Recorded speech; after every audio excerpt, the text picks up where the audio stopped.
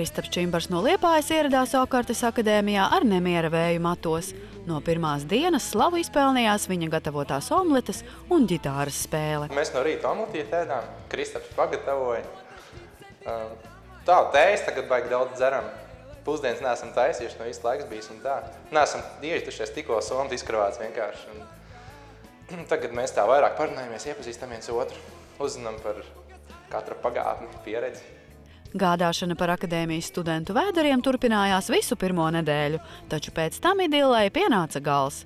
No līdzsvara Kristapu izsita karstasinīgās Annas jūtu uzplaiksnījumi. Apskaj mani. Nē. Lūdzu, nē. Nu, nē.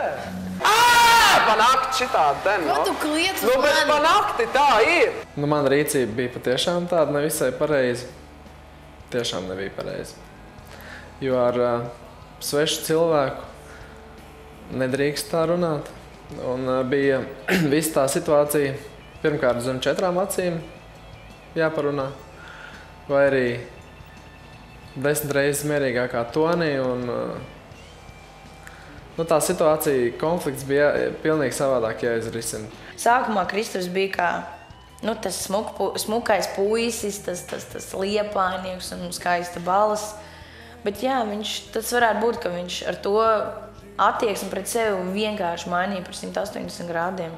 Šīs svētdienas Kristapu uzstāšanos lielākā daļa uztvēra kā turpinājumu visas nedēļas runām par un ap Annu.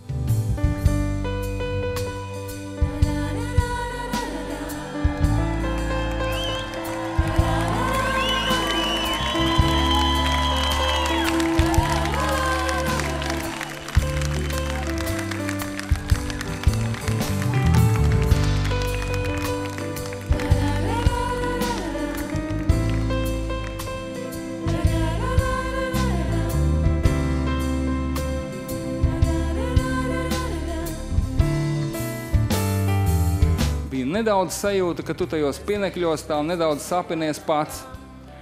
Man liekas, ka tev piestāvēja tā dziesma.